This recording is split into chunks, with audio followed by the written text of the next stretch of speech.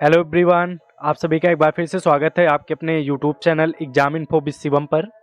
Friends, ये हमारी आज महामैराथन की दूसरी क्लास है और एक क्लास कल आपकी हो चुकी है। जिन्होंने पहली क्लास नहीं देखा है उनसे रिक्वेस्ट है कि वो लोग पहली क्लास को देख लें। और आज इसमें हमारी दूसरी क्लास है। इसमें आज हम लोग जो भी क्वेश्चंस होंगे, आपके लगभग 100 क्वेश्चंस है, तो उनको आज हम लोग करेंगे। और आपसे एक रिक्वेस्ट है कि आज थोड़ा सा हमारे यहीं जस्ट बगल में श्री रामचरितमानस का पाठ हो रहा है, तो थोड़ा-सा अगर आप लोग को नॉइज़ की प्रॉब्लम हो तो आप लोग एडजस्ट करिएगा, वैसे होगी नहीं, बहुत नॉर्मल ही है। बाकी मैं ट्राई करूँगा आपको साउंड क्वालिटी अच्छी ही मिले। और आप लोगों ने पहली क्लास को बहुत प्यार दिया, उसके लिए आप सभी का धन्यवाद। आप लोग ऐसे ही मेहनत करते रहिए, बहुत लिमिटेड टाइम बचा हुआ है आपकी परीक्षा में। आज इसमें 6 तारीख हो ही गई है, तो आप लोग के पास 8 से 9 दिन और बचे हुए हैं। तो 8-9 दिन आप लोग अच्छे से मेहनत करते रहिए, खूब मन लगा के पढ़ाई करिए। तो आइए स्टार्ट करते हैं फ्रेंड्स। और मैं पीडीएफ, जो लोग बोल रहे थे पीडीएफ, उनको आज मैं सॉरी बोलता हूँ पीडीएफ के लिए। एक्चुअली हमारे घर में थोड़ा सा फंक्शन था, उसी में मैं बिजी था, तो आपको पीडीएफ नहीं मिल पाई। बाकी आज रात में आपको सारी पीडीएफ जो है महामैराथन जो हुई हैं आपकी, और जो आपके प्रैक्टिस सेट हुए हैं, आपको अभी सारी इसी क्लास के बाद आपको मिल जाएगी वो। तो आप लोग पीडीएफ के लिए टेंशन ना लीजिए, टेलीग्राम पे आज मैं उसको डाल दूंगा, तो आप लोग को मिल जाएगा आज। और इसमें आज हमारी दूसरी क्लास है। इसमें हम लोग संपूर्ण फूड केमिस्ट्री, मैंने पहली क्लास में आप लोग को बता ही दिया है कि हम लोग इसमें क्या पढ़ेंगे। तो आपकी संपूर्ण जो फूड केमिस्ट्री वाले आपका जो सिलेबस है, उसमें सभी टॉपिक को इसमें छुआ जाएगा। सारे टॉपिक से इसमें क्वेश्चंस आपको देखने को मिलेंगे। और क्वेश्चन का लेवल आप लोग को पहले ही क्लास में देख के पता चल गया होगा किस लेवल का कंटेंट है, क्वेश्चन है आपका। तो मैं आपको ईजी क्वेश्चन, मॉडरेट, हार्ड, जितने भी क्वेश्चन बन सकते हैं, अच्छे अच्छे क्वेश्चन, मैं उनको आपके सामने लेके आ रहा हूँ। तो आप लोग अच्छे से एक एक क्वेश्चन केयरफुली वॉच करिएगा, और वीडियो में फुल आपको पूरा वीडियो फुल वॉच करना है, बिकॉज इसमें सभी क्वेश्चन जो हैं सेलेक्टेड और इम्पॉर्टेंट लिए गए हैं, तो आपके परीक्षा के लिए बहुत इंपॉर्टेंट होंगे। और एक रिक्वेस्ट है, आप लोग पहले वीडियो वॉच कर लीजिएगा। लास्ट में अगर हमारी वीडियो का कंटेंट और वीडियो क्वालिटी अगर आपको पसंद आती है, तो आप लोगों से एक ही रिक्वेस्ट रहेगी कि आप लोग वीडियो को ज़्यादा से ज़्यादा लोगों के पास शेयर करिए। और जो लोग चैनल पर नए हैं, प्लीज़ वो चैनल को सब्सक्राइब कर लीजिए, बेल आइकन प्रेस कर लीजिएगा।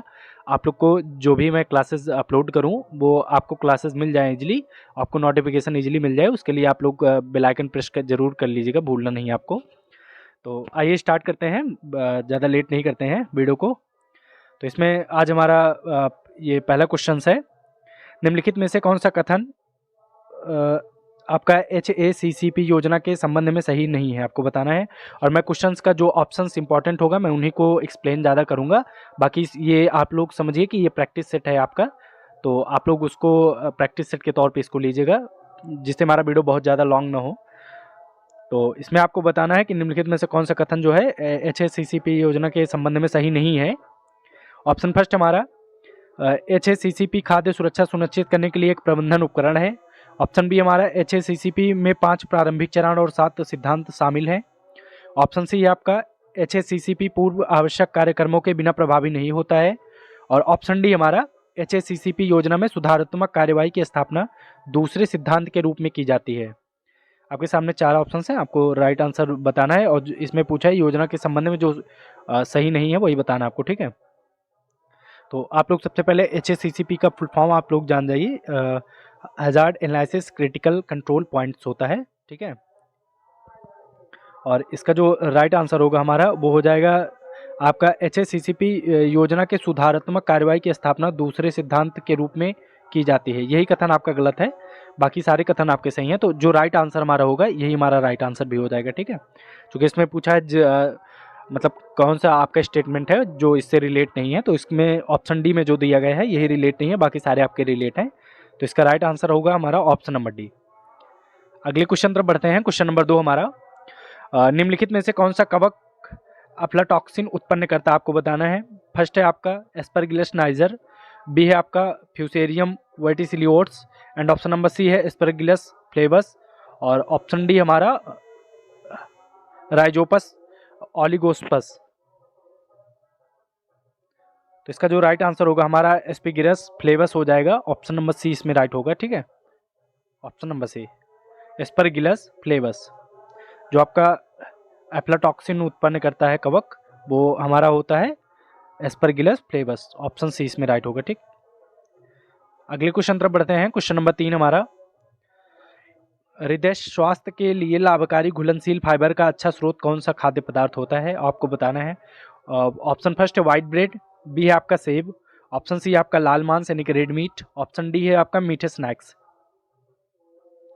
तो जो आपके हाइट के लिए लाभदायक होता है, हेल्थ के लिए आपके, और अच्छा फाइबर होता है, वो आपका होता है एप्पल यानी कि सेब होता है, ठीक है, एप्पल। और एप्पल में एक्चुअली आपके सभी आपके विटामिन्स भी मिलता है इसमें, ठीक है, विटामिन्स और मिनरल्स, आपके एंटीऑक्सीडेंट भी पाया जाता है, और इसमें फाइबर भी होता है। और आपका ये सेब में आप लोग एक चीज़ और याद रखिए, इसमें जो है आपका मैलिक एसिड पाया जाता है, ठीक है, मैलिक एसिड, सेब में मैलिक एसिड होता है आपके। तो सेब में ये सभी चीज़ें प्रेजेंट होती हैं। तो जो फाइबर का सबसे अच्छा स्रोत होता है स्वास्थ्य के लिए, हृदय स्वास्थ्य के लिए, तो ऑप्शन नंबर बी इसमें राइट होगा आपका, एप्पल होता है वो, ठीक है। तो थर्ड में बी ऑप्शन राइट होगा आपका। अगले क्वेश्चन तरफ बढ़ते हैं फ्रेंड्स। क्वेश्चन नंबर 4 हमारा, प्रोटीन में प्राकृतिक रूप में पाए जाने वाले अमीनो एसिड का प्रारूप क्या होता है। फर्स्ट है आपका केवल एल अमीनो एसिड होते हैं, आपका ऑप्शन नंबर बी है डी, केवल डी अमीनो एसिड होते हैं, ऑप्शन सी है both L and D amino acid, और ऑप्शन डी हमारा इनमें से कोई नहीं।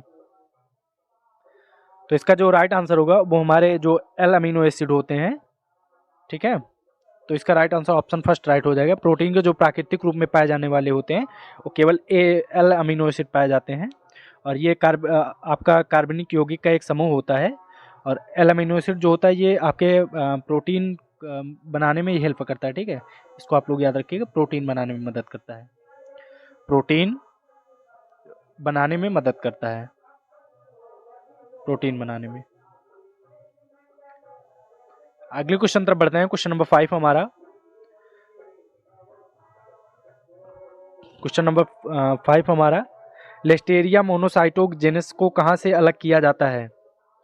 फर्स्ट है आपका मिल्क से, ऑप्शन बी है आपका मलजल यानी सीवेज से, ऑप्शन सी है सॉइल मिट्टी से, ऑप्शन डी हमारा बोथ है, ए एंड बी, मतलब दूध से और सीवेज से। तो इसका जो राइट आंसर होगा वो हमारा ऑप्शन नंबर डी राइट हो जाएगा, ठीक है, मिल्क से और सीवेज दोनों से किया जाता है, तो इसलिए हमारा ऑप्शन डी इसमें राइट हो जाएगा, option number D is correct. Question number 5 का ऑप्शन डी। अगले क्वेश्चन तरफ बढ़ते हैं। क्वेश्चन नंबर 6 हमारा, निम्नलिखित में से कौन सा संयुग्मित प्रोटीन नहीं है, ठीक है। ऑप्शन फर्स्ट आपका ग्लाइकोप्रोटीन, और ऑप्शन नंबर बी है आपका स्क्लेरोप्रोटीन, सी है फास्फोप्रोटीन, ऑप्शन डी है उपयुक्त में से एक से अधिक, और ऑप्शन नंबर ई है आपका इनमें से कोई नहीं। तो फ्रेंड्स इसमें आपका जो संयुक्त प्रोटीन होता है, जो संयुक्त प्रोटीन होते हैं वो ऐसे प्रोटीन होते हैं जिन प्रोटीनों के साथ आपका दूसरा रासायनिक समूह का जोड़ा होता है, उन्हें संयुग्मित प्रोटीन बोला जाता है, ठीक है। और इसका जो राइट आंसर आपका होगा वो हो जाएगा आपका स्क्लेरोप्रोटीन, यानी कि ऑप्शन नंबर बी राइट होगा इसमें, ठीक है, ऑप्शन बी, 6 का ऑप्शन बी राइट होगा। और मैं फ्रेंड्स इसमें एक ऑप्शन और ऐड कर दे रहा हूँ अब, मतलब आने वाले जो भी क्वेश्चंस होंगे, आपकी जो भी क्लासेस होंगी, उसमें आपका एक ऑप्शन अलग से ऐड रहेगा, ऑप्शन नंबर ई, इनमें से कोई नहीं। बिकॉज आपका जो अभी एग्ज़ाम हुआ है, तो यूपी ट्रिपल एस सी के जो एग्ज़ाम हो रहे हैं उनमें अब ये कॉमन हो गया है कि ऑप्शन नंबर ई उसमें ज़रूर डाला जा रहा है, तो हम लोग भी उसी तरीके से प्रैक्टिस करते रहेंगे। आइए अगला क्वेश्चन देखते हैं। क्वेश्चन नंबर 7 हमारा, श्वसन भागफल आरक्यू का, मतलब आरक्यू का अनुपात क्या होता है, आपको बताना है। The respiratory quotient RQ is the ratio. Option first है आपका O2 अपान CO2, यानी कि उपयोग जो किया जाता है O2 और उत्सर्जित किया जाता है carbon dioxide. Option number B है आपका H2O कंज्यूम किया जाता है और CO2 जो है आपका उत्सर्जित किया जाता है, इलिमिनेट करते हैं। ऑप्शन नंबर सी है आपका उत्सर्जित कार्बन डाइऑक्साइड करते हैं, एंड ऑप्शन नंबर और उपभोग जो किया जाता है O2 किया जाता है। ऑप्शन डी में है उपयुक्त में से एक से अधिक, और ऑप्शन ई है आपका नॉन ऑफ द अबव, इनमें से कोई नहीं। तो इसमें जो आपका कार्बन डाइऑक्साइड होता है वो एलिमिनेट होता है, ठीक है, और O2 कंज्यूम किया जाता है, तो इसका right answer option number C हो जाएगा। उत्सर्जित CO2 होता है, उपभोग किया जाने वाला O2 होता है, ठीक है। अगला क्वेश्चन देखते हैं। क्वेश्चन नंबर 8 हमारा, कोलेस्ट्रॉल की वह श्रेणी जिसे अच्छा कोलेस्ट्रॉल कहा जाता है कौन सा है। ऑप्शन नंबर फर्स्ट आपका HDL अनुपात LDL का, ऑप्शन बी आपका LDL, ऑप्शन नंबर सी हमारा HDL, और ऑप्शन नंबर डी है हमारा BLDL। तो आपका जो पहले HDL और LDL हम लोग जान जाते हैं कि होता है क्या, ठीक है। और ये जो आपके कोलेस्ट्रॉल होते हैं, कोलेस्ट्रॉल आपके ये रक्त में कोलेस्ट्रॉल का ये परिवहन के लिए लिपोप्रोटीन द्वारा होता है, ठीक है। जो आपका लिपोप्रोटीन होता है, लिपोप्रोटीन के द्वारा ही आपके जो रक्त में कोलेस्ट्रॉल होते हैं उनका परिवहन किया जाता है। तो आपका जो HDL होता है ये हाई डेंसिटी लिपोप्रोटीन होता है, ठीक है। इसका फुल फॉर्म होता है हाई डेंसिटी लिपोप्रोटीन।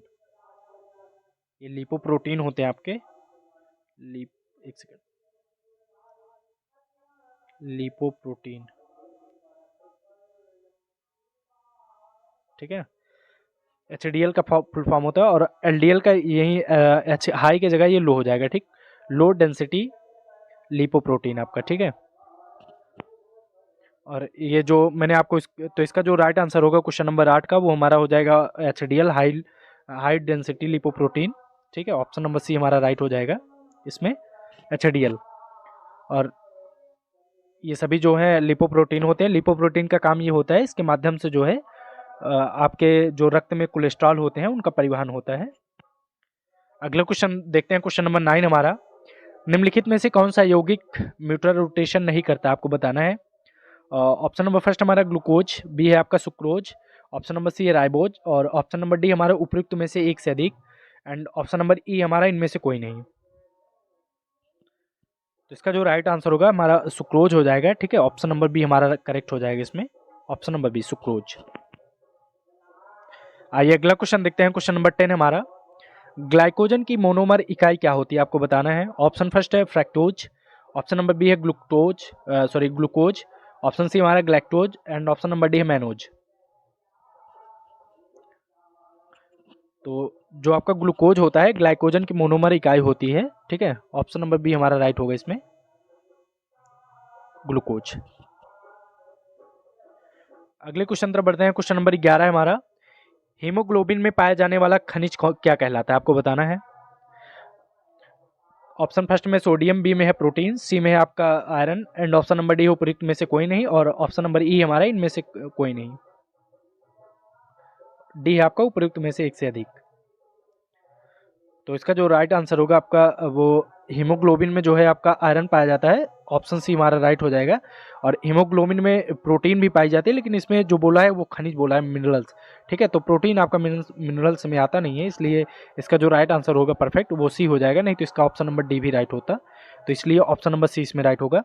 और आपका जो हीमोग्लोबिन में प्रोटीन पाया जाता है वो ग्लोबिन प्रोटीन होता है, ठीक है। उसको ग्लोबिन प्रोटीन बोला जाता है, ग्लोबिन प्रोटीन। अगले क्वेश्चन तरफ बढ़ते हैं, क्वेश्चन नंबर 12 हमारा। निम्न में से कौन सा औषधीय पौधा रक्तचाप के इलाज के लिए इस्तेमाल किया जाता है। ऑप्शन नंबर फर्स्ट हमारा सर्पगंधा, ऑप्शन नंबर बी है बबूल, सी है जामुन, ऑप्शन नंबर डी है तुलसी। तो इसका जो राइट आंसर होगा सर्पगंधा का जो पौधा होता है वो औषधि के रूप में इसका प्रयोग होता है, ठीक है। ब्लड प्रेशर के लिए काम देता है जो आपका सर्पगंधा होता है।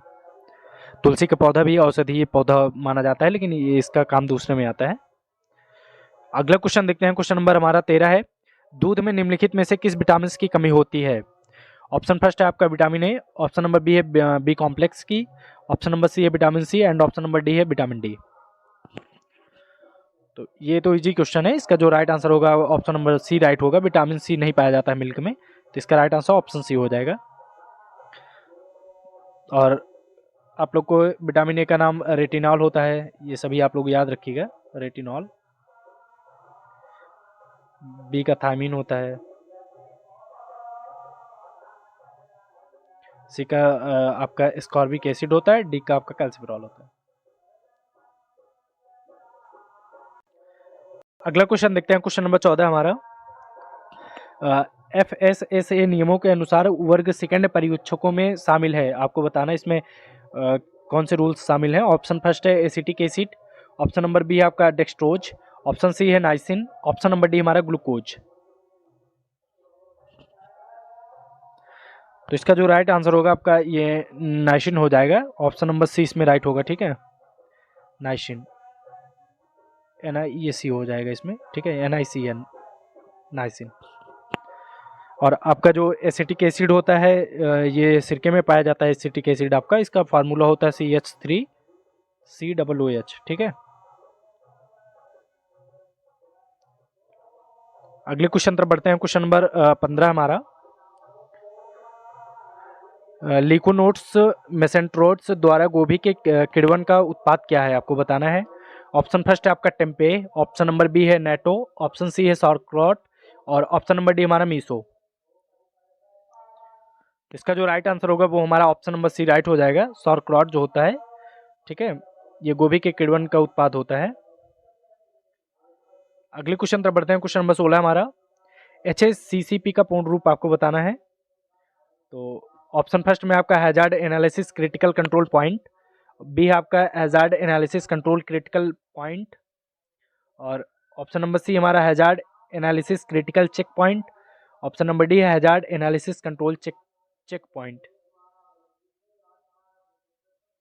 तो इसका जो राइट आंसर होगा वो hazard analysis critical control points होता है, ठीक है, ऑप्शन नंबर फर्स्ट हमारा राइट हो जाएगा, hazard analysis critical point control point, option first हमारा राइट होगा। अगले क्वेश्चन तरफ बढ़ते हैं फ्रेंड्स, क्वेश्चन नंबर 17 हमारा। निम्नलिखित में से कौन सी प्रकाश मानता या रोशनी की इकाई है, आपको बताना है। ऑप्शन नंबर फर्स्ट है लक्स, ऑप्शन बी है आपका कैंडेला, ऑप्शन सी है lumen and option number D आपका कैंडेला प्रति वर्ग मीटर। तो इसका जो राइट आंसर होगा आपका लक्स हो जाएगा, ऑप्शन फर्स्ट इसमें राइट होगा आपका। अगले क्वेश्चन तरफ बढ़ते हैं, क्वेश्चन नंबर 18 हमारा। HACCP प्रणाली का प्राथमिक उद्देश्य क्या होता है। ऑप्शन फर्स्ट है अंतिम उत्पाद परीक्षण, ऑप्शन नंबर बी आपका खतरों की रोकथाम एंड ऑप्शन सी आपका कर्मचारी सुरक्षा और ऑप्शन नंबर डी हमारा कॉस्ट मतलब लागत में कमी, कॉस्ट रिडक्शन। तो इसका जो राइट आंसर होगा वो आपका हो जाएगा खतरों की रोकथाम, यानी कि ऑप्शन नंबर बी हमारा राइट हो जाएगा, ठीक है। इसके जो प्रणाली का प्राथमिक उद्देश्य होता है, प्राइमरी आपका फोकस होता है, वो खतरों को रोकथाम के लिए होता है। तो अगले क्वेश्चन तरफ बढ़ते हैं फ्रेंड्स, क्वेश्चन नंबर 19 हमारा। HACCP के कितने सिद्धांत होते हैं, आपको बताना है। ऑप्शन नंबर फर्स्ट है आपका 3 सिद्धांत, बी है आपका 5 सिद्धांत, सी है आपका 7 सिद्धांत, ऑप्शन नंबर डी हमारा 9 सिद्धांत। तो HACCP के जो प्रिंसिपल्स होते हैं वो आपके 7 प्रिंसिपल्स होते हैं, ठीक है, ऑप्शन नंबर सी इसमें राइट हो जाएगा। और इसमें प्रिंसिपल का मैंने ये फोटो आपको दे दिया है, आप लोग इसको देख लीजिएगा, ठीक है। पहला आपका जो पहला प्रिंसिपल है वो है कंडक्ट ए हजार्ड एनालिसिस और सेकंड है आपका आइडेंटिफाई क्रिटिकल कंट्रोल पॉइंट्स और ऑप्शन आपका प्रिंसिपल नंबर 3 है डिटरमाइन द क्रिटिकल लिमिट्स और प्रिंसिपल 4 आपका define monitoring producers, option number 5 है इम्प्लीमेंट्स करेक्टिव एक्शन और ऑप्शन 6 है आपका stable verification producers, option number आपका प्रिंसिपल 7 है आपका क्रिएट रिकॉर्ड कीपिंग प्रोसीडर्स। तो आपके ये 7 प्रिंसिपल्स हैं, आप लोग इसको भी याद रखिएगा। तो मैंने इसका आपको दे दिया है फोटो, बाकी आप लोग PDF जब मिल जाएगी उससे आप लोग अच्छे से लर्न कर लीजिएगा इसको। अगला क्वेश्चन देखते हैं फ्रेंड्स, क्वेश्चन नंबर 20 हमारा। निम्नलिखित में से कौन सा fatty acid low density lipoprotein यानी कि LDL कोलेस्ट्रॉल को बढ़ाते हैं। फर्स्ट है आपका आपको ये कूट में आंसर करना है, ठीक है, इसमें आपको वो दिए गए हैं और ये समझ लीजिए आपको ऑप्शंस दिए गए हैं, उसका कूट में आंसर करना है। इसमें एक से ज़्यादा भी हो सकते हैं, एक भी हो सकता है, तो ऑप्शन पे डिपेंड करेगा। फर्स्ट आपका omega 3 fatty acid, option number B आपका ट्रांस फैटी एसिड और ऑप्शन नंबर सी आपका conjugated linoleic acid, option number आपका डी है सैचुरेट फैटी एसिड। तो ये आपके 4 हैं, ठीक है, लो डेंसिटी लाइपोप्रोटीन को आपको बताना है जो कोलेस्ट्रॉल को बढ़ाते हैं। तो इसका आपको कोड में आंसर करना है। ऑप्शन आपका जो फर्स्ट है वो है बी एंड डी बोथ है, मतलब ऑप्शन 2 में है आपका A and B, option number 3 का आपका है ओनली सी और ऑप्शन नंबर 4 है आपका ओनली डी। तो आपका ये जो आपका ऑप्शन बी है ट्रांस फैटी एसिड जो होता है ये, और आपका सैचुरेट फैटी एसिड जो होते हैं ये आपके कोलेस्ट्रॉल को बढ़ाते हैं, ठीक है। Trans fatty acid and saturate fatty acid. तो इसका जो राइट आंसर होगा हमारा बी एंड डी यानी कि बोथ हो जाएगा। ऑप्शन फर्स्ट हमारा राइट होगा, ठीक, ऑप्शन नंबर फर्स्ट इसमें राइट है। अगले क्वेश्चन तरफ बढ़ते हैं फ्रेंड्स। क्वेश्चन नंबर 21 हमारा, निम्नलिखित में से कौन सा कवकीय कोशिका यानी कि फंगल सेल की विशिष्ट विशेषता है, आपको बताना है। ऑप्शन फर्स्ट में आपका हिस्टोन प्रोटीन की उपस्थिति, बी में है आपका सेल वॉल में पेप्टाइडोग्लाइसिन की उपस्थिति, ऑप्शन सी आपका सेल वॉल में चिटिन की उपस्थिति, ऑप्शन डी है आपका सेल वॉल में स्यूडोमोनालिन की उपस्थिति। आपको ये चार आपको कथन दिए गए हैं, इसमें आपको बताना कौन कौन से हो सकते हैं। तो ऑप्शन फर्स्ट है आपका ए एंड बी, ठीक है, ऑप्शन आपका सेकंड है ए एंड सी, और ऑप्शन थर्ड है आपका ओनली बी, ऑप्शन नंबर आपका फोर्थ है ओनली डी। आपको बताना है। तो इसमें जो होगा आपका वो हो जाएगा आपका जो हिस्टोन प्रोटीन की उपस्थिति, ये पहला हो जाएगा, और ये हो जाएगा बी तो नहीं होगा आपका सेल वॉल की चिटिन की प्रेजेंट, ये भी होता है, ठीक है, presence of chitin in the cell wall. आपका ऑप्शन ए एंड सी हो जाएगा, तो इसलिए हमारा ऑप्शन नंबर 2 में दिया गया है, तो ऑप्शन 2 हमारा राइट हो जाएगा, ए एंड सी। अगले क्वेश्चन तरफ बढ़ते हैं। क्वेश्चन नंबर हमारा 22 है, जीरोथैलेमिया किस विटामिन की कमी के कारण होता है, आपको बताना है। फर्स्ट आपका थायमिन, ऑप्शन नंबर बी है पेंटोथोनिक एसिड, ऑप्शन नंबर सी आपका विटामिन ए, ऑप्शन डी हमारा विटामिन सी। तो आपका जो जीरोथैलेमिया रोग होता है ये हमारा विटामिन ए की कमी से होता है, ठीक है, विटामिन ए की कमी से। ऑप्शन नंबर सी आपका राइट हो जाएगा। थायमिन आपका विटामिन बी1 का नेम होता है, और पेंटोथेनिक एसिड जो है आपका विटामिन बी5 का नेम होता है। विटामिन सी का नेम जो होता है वो स्कॉर्बिक एसिड होता है, स्कॉर्बिक एसिड। इसकी कमी से जो है आपके मसूड़ों से ब्लड आने लगता है, ठीक है, पायरिया नामक पायरिया रोग हो जाता है, और विटामिन सी से रतौंधी हो जाता है, जीरोथैलेमिया हो जाता है आपका, ठीक है। विटामिन बी की कमी से आपका थायमिन रोग हो जाता है, और बी5 से जो आपका बी5 से जो रोग होता है आपका वो आपको अनिद्रा बीमारी हो जाती है, मतलब नींद ना आना, आपको थकान जल्दी लगती है, ठीक है, थकान लगती है, नींद नहीं आती है, उल्टी, दस्त, पेट दर्द, ये सभी बीमारी पेंटोथेनिक एसिड की कमी की वजह से हो जाते हैं। तो आप लोग इसको भी याद रखिएगा। अगले क्वेश्चन को देखते हैं। क्वेश्चन नंबर 23 हमारा, 72 डिग्री सेल्सियस पर 15 सेकंड के लिए द्रव्य दूध के प्रसंस्करण को क्या कहा जाता है। ऑप्शन नंबर फर्स्ट आपका उच्च तापमान कम समय पाश्चुरीकरण यानी कि HTST, high temperature short time pasteurisation.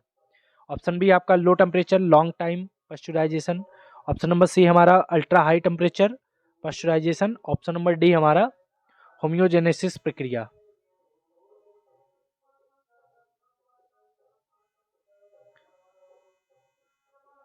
तो इसका जो राइट आंसर होगा वो हमारा हो जाएगा high temperature short time pasteurization. Option first आपका राइट हो जाएगा, ठीक है, उच्च तापमान कम समय पाश्चुरीकरण, और इसको HTST बोलते हैं, ठीक है, शॉर्ट में, मतलब हाई टेम्परेचर शॉर्ट टाइम। आप लोग इसको याद रखिएगा। अगले क्वेश्चन तरफ बढ़ते हैं। क्वेश्चन नंबर 24 हमारा, आपका रोशनी की जो SI यूनिट होती है क्या होती है, आपको बताना है। ऑप्शन फर्स्ट है कैंडिला प्रति मीटर, ऑप्शन नंबर बी है आपका कैंडिला मीटर, ऑप्शन सी है कैंडिला प्रति वर्ग मीटर, और ऑप्शन नंबर डी आपका कैंडिला स्क्वायर मीटर। तो 24 का जो राइट आंसर होगा हमारा हो जाएगा कैंडिला प्रति वर्ग मीटर स्क्वायर, यानी कि ऑप्शन नंबर सी हमारा राइट होगा, ठीक है, कैंडिला प्रति मीटर स्क्वायर। अगले क्वेश्चन तरफ बढ़ते हैं। क्वेश्चन नंबर 25 हमारा, मानक परिस्थितियों में पशु आहार अध्ययन में उपभोग किए गए प्रति ग्राम प्रोटीन के लिए पशु द्वारा प्राप्त अनाज यानी कि ग्राम में को क्या कहा जाता है। ऑप्शन नंबर फर्स्ट आपका net protein ratio, option number B है नेट प्रोटीन यूटिलाइजेशन यानी कि नेट प्रोटीन उपयुक्तता, ऑप्शन नंबर सी आपका प्रोटीन पाचन गुणांक, ऑप्शन नंबर डी आपका प्रोटीन क्षमता अनुपात यानी प्रोटीन एफिशिएंसी रेशियो।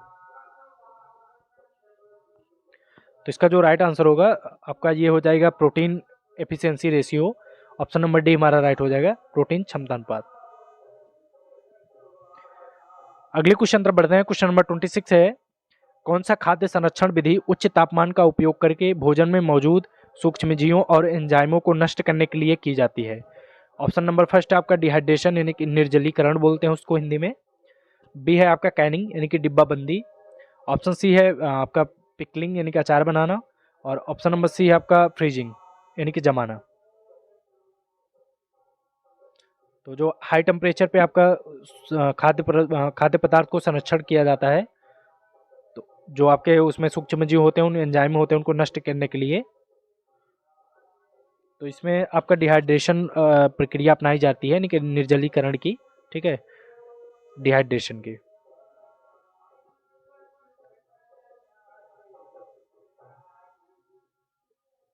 एक सेकंड, नहीं नहीं नहीं, इसका जो राइट आंसर होगा आपका कैनिंग हो जाएगा। ठीक है, इसका राइट आंसर आपका कैनिंग डिब्बाबंदी हो जाएगी। सॉरी, वो गलती से मुझसे लग गया था, ये गलत है। ऑप्शन नंबर बी इसमें राइट होगा आपका। ठीक है, कैनिंग यानी कि डिब्बाबंदी। क्लियर है। अगला क्वेश्चन देखते हैं, क्वेश्चन नंबर 27 हमारा। खाद्य संरक्षण प्रक्रिया में नमक या चीनी जोड़ने का मुख्य उद्देश्य क्या होता है आपका? फर्स्ट है आपका भोजन में स्वाद जोड़ना। ऑप्शन नंबर बी आपका पोषण मूल्य को बढ़ाना। सी है आपका कुरकुरा बनावट बनाना। और ऑप्शन डी है आपका सूक्ष्मजीवों की वृद्धि को रोकना। तो जो आपके खाद्य संरक्षण में आपके नमक या फिर चीनी डाले जाते हैं, उनका जो उद्देश्य होता है, प्राथमिक उद्देश्य जो होता है उनका, तो वो आपका होता है सूक्ष्मजीवों के जो वृद्धि को रोकना होता है, इसलिए उनको डाला जाता है। तो ऑप्शन नंबर डी हमारा राइट हो जाएगा इसमें। ठीक है, सूक्ष्मजीवों की वृद्धि को रोकने के लिए जो आपका फूड को सेव करने के लिए नमक और चीनी का डाला जाता है, तो वो इसीलिए डाला जाता है कि सूक्ष्मजीवों की उसमें वृद्धि ना हो। अगले क्वेश्चन तरफ बढ़ते हैं, क्वेश्चन नंबर 28 हमारा। कौन सी खाद्य संरक्षण तकनीकी भोजन से नमी हटाकर सूक्ष्मजीवों की वृद्धि को रोकती है? ऑप्शन फर्स्ट आपका फर्मेंटेशन नहीं किण्वन। ऑप्शन बी आपका स्मोकिंग। ऑप्शन नंबर सी आपका डिहाइड्रेशन निर्जलीकरण। और ऑप्शन नंबर डी हमारा अचार बनाना। तो इसका जो आपका खाद्य संरक्षण में जो तकनीकी नमी को हटाकर सूक्ष्मजीवों की वृद्धि को रोकने के लिए होती है, तो नमी हटेगी आपका निर्जलीकरण करने से, डिहाइड्रेशन करने से। ऑप्शन नंबर सी हमारा राइट होगा। ठीक है, ऑप्शन नंबर सी। अगले क्वेश्चन पर बढ़ते हैं, क्वेश्चन नंबर 29 हमारा। खाद्य को फ्रीजिंग द्वारा संरक्षित करने का जो मुख्य सिद्धांत क्या है? ऑप्शन नंबर फर्स्ट है सूक्ष्मजीवों की वृद्धि को रोकना। जल सक्रियता को कम करना। ऑप्शन नंबर आपका सी अम्लता बढ़ाना। और ऑप्शन नंबर डी है नमक सामग्री बढ़ाना। जो आपका खाद्य को फ्रीजिंग किया जाता है, उसका जो मेन पर्पज होता है वो क्या है आपको बताना है। तो इसका जो राइट आंसर होगा, उसको फ्रीजिंग करने का एक ही उद्देश्य होता है कि जल सक्रियता को कम करना। ठीक है, reducing water activity. Option number B हमारा राइट होगा इसमें, जल सक्रियता को कम करना। अगला क्वेश्चन देखते हैं, क्वेश्चन नंबर 30 हमारा। निम्नलिखित में से कौन सी खाद्य संरक्षण विधि सूक्ष्मजीवों द्वारा शर्करा को अल्कोहल और एसिड में बदलने पर निर्भर करती है? ऑप्शन नंबर फर्स्ट है कैनिंग और डिब्बाबंदी। बी आपका स्मोकिंग धूम्रपान विधि। ऑप्शन सी है किण्वन। एंड ऑप्शन नंबर डी हमारा वैक्यूम पैकिंग। तो इसका जो राइट आंसर होगा फर्मेंटेशन हो जाएगा। ऑप्शन नंबर सी हमारा राइट होगा, किण्वन।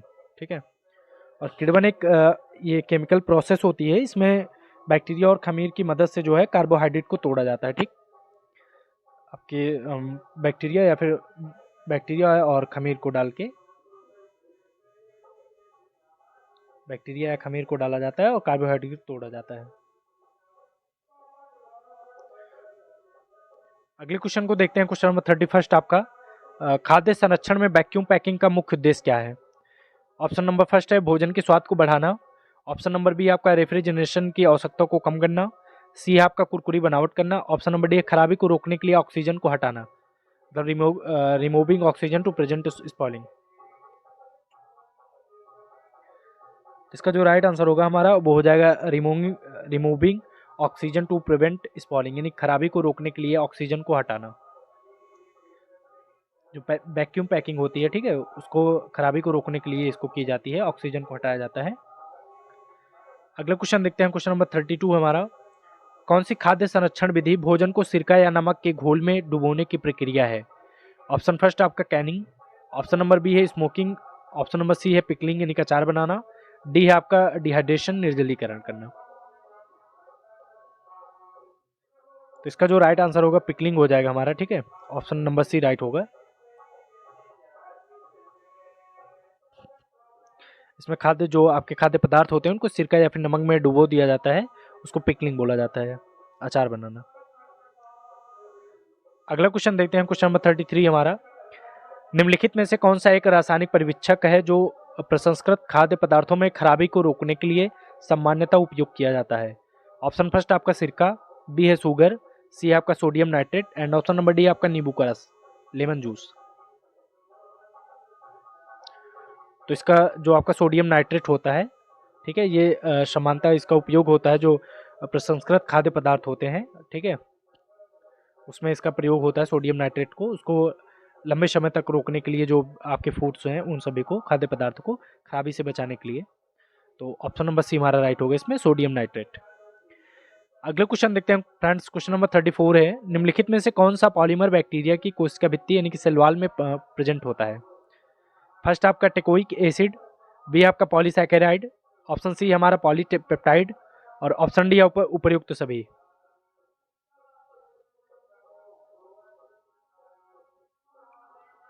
तो सेल वॉल में जो प्रेजेंट होते हैं वो आपके टेकोइक एसिड्स भी होते हैं, पॉलीसैकेराइड्स भी होते हैं और आपका पॉलीपेप्टाइड होता है, इसलिए हमारा ऑप्शन नंबर डी राइट हो जाएगा, ठीक है, उपयुक्त सभी, all of the above, option D हमारा इसमें राइट होगा। अगले क्वेश्चन तरफ बढ़ते हैं फ्रेंड्स, क्वेश्चन नंबर 35 हमारा। गतिशीलता को देखने की सबसे अच्छी विधि कौन सी है? ऑप्शन फर्स्ट हमारा हैंगिंग ड्रॉप विधि, बी है आपका निगेटिव स्टेनिंग विधि, बी है आपका स्ट्रिक प्लेट विधि, ऑप्शन नंबर डी हमारा फ्लेजर स्टेनिंग। तो इसका जो राइट होगा वो हैंगिंग ड्रॉप विधि जो होती है, ये आपकी गतिशीलता यानी कि मोटिलिटी को देखने की सबसे अच्छी विधि होती है, हैंगिंग ड्रॉप विधि।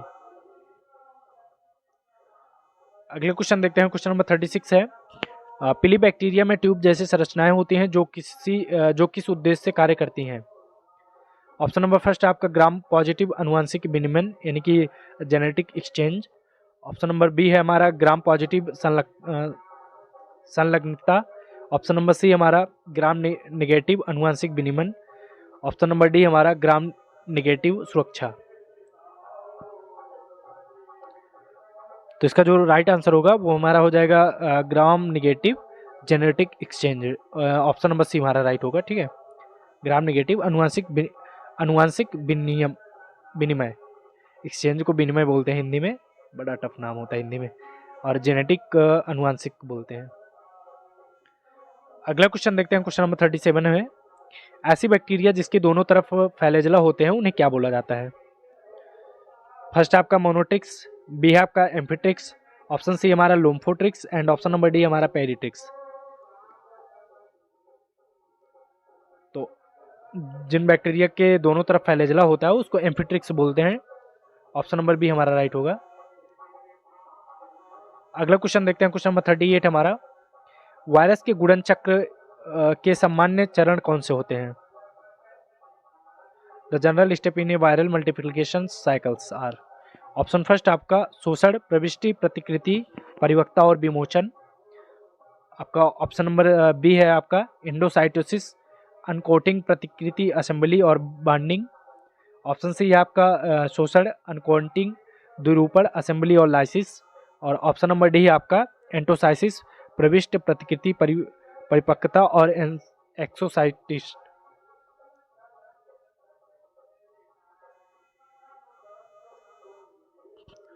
तो इसका जो राइट आंसर होगा वो हमारा हो जाएगा आपका ऑप्शन फर्स्ट इसमें राइट होगा, शोषण, प्रविष्टि, प्रतिकृति, परिपक्वता और विमोचन, ठीक है, एडसोप्रेशन, पेंट्रेशन, आपका रिफ्लेक्शन, ठीक है, मैन्युट्रेशन एंड रिलीज। अगला क्वेश्चन देखते हैं, क्वेश्चन नंबर 39 हमारा। निम्नलिखित में से कौन सा एक नमूने की त्रिआयामी यानी कि 3D छवि प्राप्त करने के लिए उपयोग किया जाता है? ऑप्शन नंबर फर्स्ट है फेज कंट्रास्ट माइक्रोस्कोपी, आपका ऑप्शन बी है scanning electron microscopy, option C है ट्रांसमिशन इलेक्ट्रॉन माइक्रोस्कोपी और ऑप्शन डी हमारा उपयुक्त सभी का। तो इसका जो राइट आंसर होगा स्कैनिंग आपका इलेक्ट्रॉन माइक्रोस्कोपी हो जाएगा, ऑप्शन बी हमारा राइट होगा, स्कैनिंग इलेक्ट्रॉन माइक्रोस्कोपी। अगला क्वेश्चन देखते हैं, क्वेश्चन नंबर 40 हमारा। निम्नलिखित में से कौन सा तकनीकी एक पीजो इलेक्ट्रिकली चार्ज किए गए तार का उपयोग करता है जिसे नमूने की सतह के बहुत पास रखा जाता है? ऑप्शन फर्स्ट आपका scanning tunnelling microscopy. Option B आपका automatic force microscopy. Option C है स्कैनिंग इलेक्ट्रॉन माइक्रोस्कोपी और ऑप्शन नंबर डी हमारा ट्रांसमिशन इलेक्ट्रॉन माइक्रोस्कोपी। तो 4D का जो हमारा राइट आंसर होगा वो स्कैनिंग टनलिंग माइक्रोस्कोपी हो जाएगा। ऑप्शन नंबर फर्स्ट हमारा राइट होगा, ठीक है, स्कैनिंग टनलिंग माइक्रोस्कोपी। अगले क्वेश्चन तरफ बढ़ते हैं। क्वेश्चन नंबर 41 है हमारा, ग्राम धुंधला यानी कि आपका स्टैनिंग की खोज किसने की थी, आपको बताना है। ऑप्शन नंबर फर्स्ट है क्रिश्चियन ग्राम ने। ऑप्शन बी है हेनरी ग्राम। ऑप्शन सी आपका Philip Gram and option number D है थॉमस ग्राम। तो इसका जो ग्राम धुंधला जो आपका ग्राम स्टैनिंग है उसकी खोज जो की थी वो क्रिश्चियन ग्राम ने की थी, ठीक है। ऑप्शन नंबर फर्स्ट राइट होगा आपका। अगले क्वेश्चन तरफ बढ़ते हैं। क्वेश्चन नंबर 42 हमारा, निम्नलिखित में से कौन सा कथन सही आपको बताना है। आपको स्टेटमेंट दिए गए हैं, आपको बताना जो ट्रू स्टेटमेंट है आपको। फर्स्ट है आपका मानव शरीर के अंदर कैप्सूल नहीं बनता। ऑप्शन नंबर बी है आपका कैप्सूल माइक्रोस्कोप के नीचे नहीं देखे जा सकते। ऑप्शन नंबर सी हमारा बैक्टीरियल कैप्सूल प्रजाति विशिष्ट होती है। ऑप्शन डी है उपयुक्त सभी।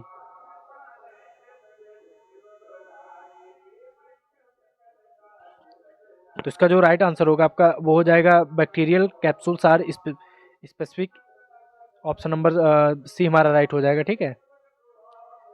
Bacterial capsules are species specific, bacterial capsule प्रजाति ये विशिष्ट होते हैं, स्पेसिफिक होते हैं। तो राइट आंसर ऑप्शन सी हमारा राइट होगा। अगला क्वेश्चन देखते हैं। क्वेश्चन नंबर 43 है, निम्नलिखित में से कौन से बैक्टीरिया के भंडारण ग्रेन्यूल्स होते हैं, आपको बताना है स्टोर ग्रेन्यूल्स। ऑप्शन फर्स्ट है polymetaphosphate. Option number B है आपका poly alpha hydroxy butyrate granules. Option number C हमारा पॉलीग्लूकेन ग्रेन्यूल्स। ऑप्शन डी है उपर्युक्त सभी। तो इसका जो राइट आंसर होगा उपर्युक्त सभी हो जाएगा। Option number D all of the above, ठीक है। मेटाफॉस्फेट आपका पॉली अल्फा हाइड्रोक्सी ब्यूटेरेट आपके ग्रेन्यूल्स ऑप्शन, और आपका ये आपका पॉलील्यूकेन ग्रेन्यूल्स ये सभी होते हैं, तो इसलिए हमारा ऑप्शन नंबर डी राइट होगा। अगला क्वेश्चन देखते हैं। क्वेश्चन नंबर 44 हमारा, एंटेनियोमाइसिस्टिट का कौन सा माइसेलियम जल अनुकूल होता है, आपको बताना है। ऑप्शन नंबर फर्स्ट है आपका एरियल यानी कि वायवीय। ऑप्शन बी है आपका सबस्ट्रेट यानी कि आधरिक। और ऑप्शन सी आपका बोथ यानी कि A and B. Option D है नाइदर ए नॉर बी। तो इसका जो राइट आंसर होगा आप सबस्ट्रेट, आपका राइट आंसर हो जाएगा ऑप्शन नंबर बी, ठीक है। सबस्ट्रेट यानी कि आधरिक माइसेलियम जल अनुकूल होते हैं।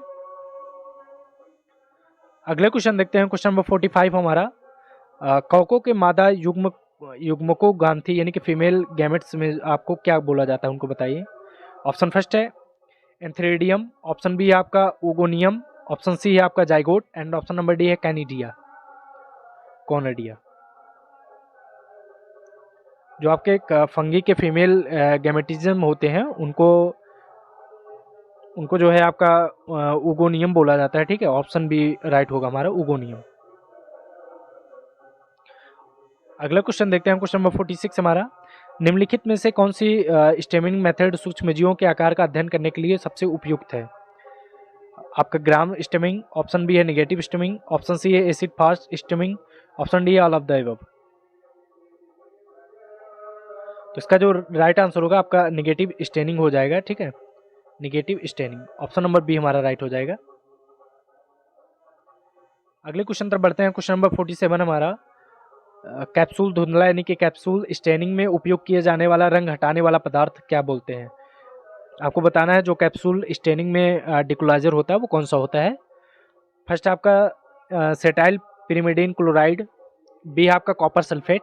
सी है alcohol and option number D है बेंजीन हेक्साक्लोराइड। तो इसका जो राइट आंसर होगा वो हमारा कॉपर सल्फेट होगा। ऑप्शन बी हमारा राइट हो जाएगा। ठीक है, आपका कैप्सूल स्टेनिंग में जो डिकोलाइजर का काम करता है वो आपका कॉपर सल्फेट होता है। अगला क्वेश्चन देखते हैं, क्वेश्चन नंबर 48 हमारा। कौन सी स्टेनिंग टेक्निक होती है जो आपकी माइकोबैक्टीरियम प्रजाति की उपस्थिति का पता लगाने के लिए सबसे उपयुक्त है? फर्स्ट आपका पॉजिटिव स्टेनिंग, बी आपका negative staining, and option number C आपका फ्लोरोसेंट स्टेनिंग, डी आपका एसिड फास्ट स्टेनिंग। तो इसका जो 48 का राइट आंसर होगा वो हमारा हो जाएगा एसिड फास्ट स्टेनिंग, यानी कि ऑप्शन नंबर डी हमारा इसमें राइट हो जाएगा। ठीक है, एसिड फास्ट स्टेनिंग ये माइकोबैक्टीरियम का पता लगाने की टेक्निक होती है। अगला क्वेश्चन देखते हैं, क्वेश्चन नंबर 49 हमारा। मीडियम का बैक्टीरियल कोशिका में प्रवेश दर पर निर्भर नहीं करता है। आपको बताना है क्या चीज़ है जो निर्भर नहीं करता आपका। ऑप्शन फर्स्ट है माध्यम में पोषक तत्व, बी है आपका वृद्धि चरण यानी कि ग्रोथ फेज, ऑप्शन सी है आपका तापमान, ऑप्शन डी है नन ऑफ द एबव।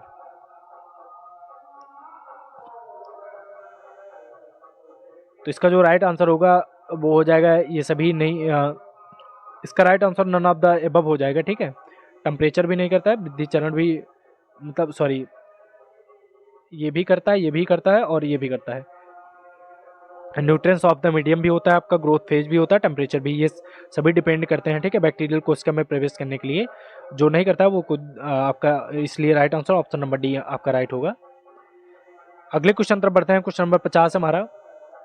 निम्नलिखित में से कौन से कथन सही नहीं है आपको बताने हैं। ठीक है, जो कथन सही नहीं है उसको आपको सेलेक्ट करना है, वही हमारा राइट आंसर भी बनेगा।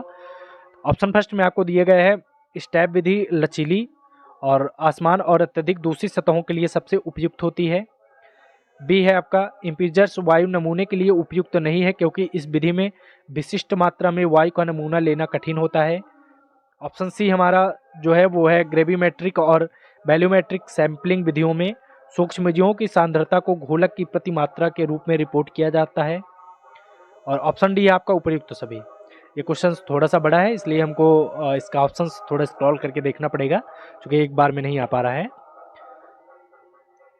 तो इसका 50 का जो राइट आंसर हमारा हो जाएगा वो हो जाएगा आपका इंपीजर्स वायु नमूने के लिए उपयुक्त नहीं है क्योंकि इस विधि में विशिष्ट मात्रा में वायु का नमूना लेना कठिन होता है। ठीक है, ऑप्शन नंबर बी हमारा राइट हो जाएगा इसमें। ठीक, इसका राइट आंसर बी हो जाएगा। और फ्रेंड्स हम लोग 50 क्वेश्चंस कंप्लीट कर लिए, आधे पड़ाव को हम लोग पार कर चुके हैं, आधा पड़ाव और बाकी है। और आप लोग हमारे साथ ऐसे ही बने रहिए, अच्छे से आप लोग अच्छे से पढ़ाई अपनी करते रहिए क्योंकि एक ही समझ लीजिए एक ही हफ्ते बचे हैं आपके पास, ऑलमोस्ट 8 से 9 दिन है, तो आप लोग अच्छे से मेहनत करिए बस।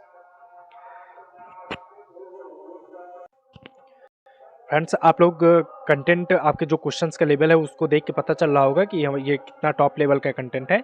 और आप लोग कल बहुत ही अच्छे प्रतिक्रिया दिए थे, उसके लिए बहुत मुझे अच्छा लगा। और जब आप लोग कमेंट करते हैं समझ लीजिए एनर्जी आप बूस्ट हो जाती है। तो आप लोग ऐसे ही कमेंट करके बताइए कि हमारा कंटेंट आपको कैसा लगता है, कमेंट ज़रूर करना है आपको। और क्लास देखने के बाद ही आप लोग को ये लाइक शेयर सब्सक्राइब जो भी करना है आप लोग क्लास देखने के बाद ही करिएगा। बहुत मतलब ऐसा ज़रूरी नहीं है कि करिएगा ही, अगर आपको हमारा कंटेंट पसंद आता है तभी करिएगा।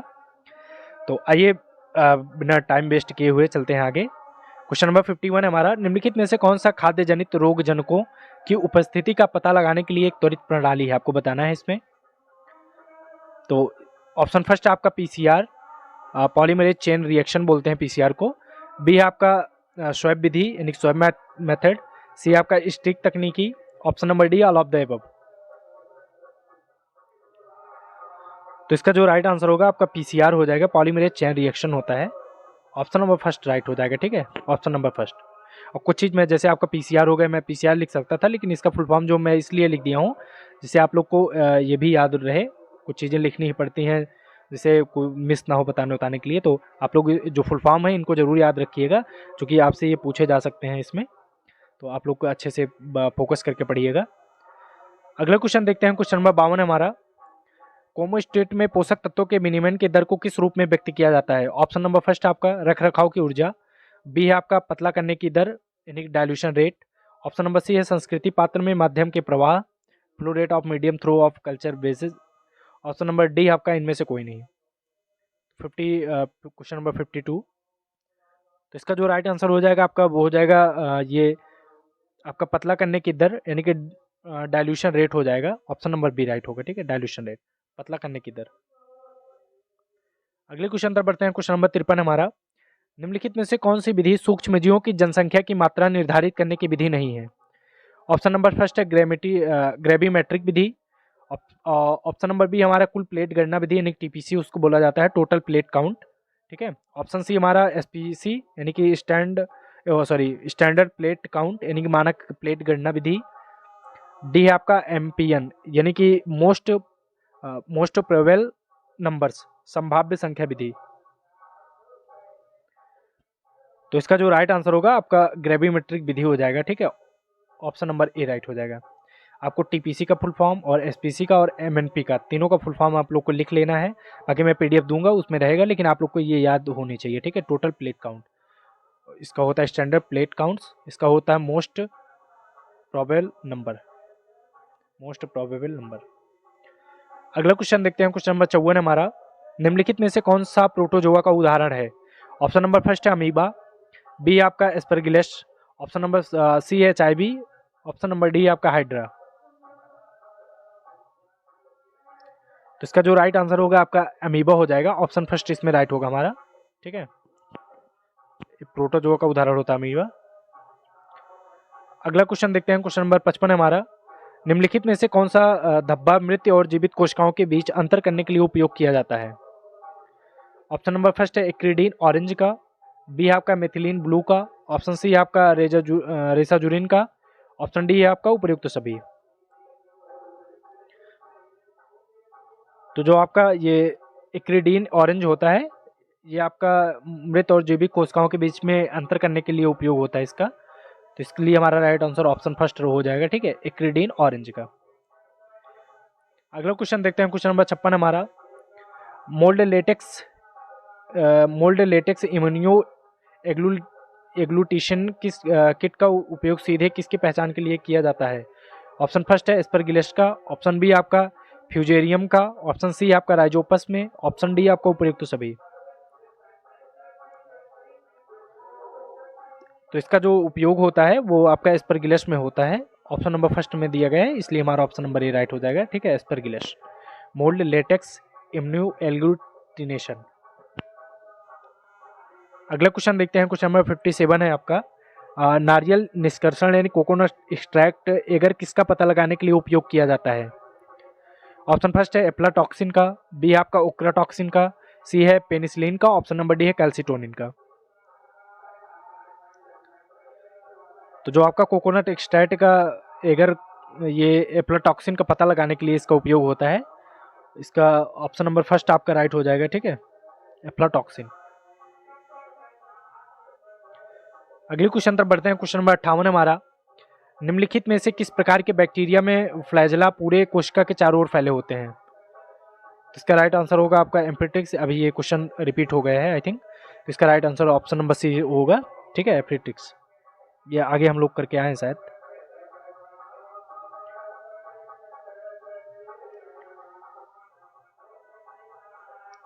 अगला क्वेश्चन देखते हैं। क्वेश्चन नंबर 58 हमारा, निम्नलिखित में से कौन सा बैक्टीरिया वंश जीवाणु नहीं बनता है? ऑप्शन फर्स्ट है बैसिलस, बी आपका क्लोड्रीस्टेरियम, सी आपका streptococcus and option number D उपयुक्त सभी।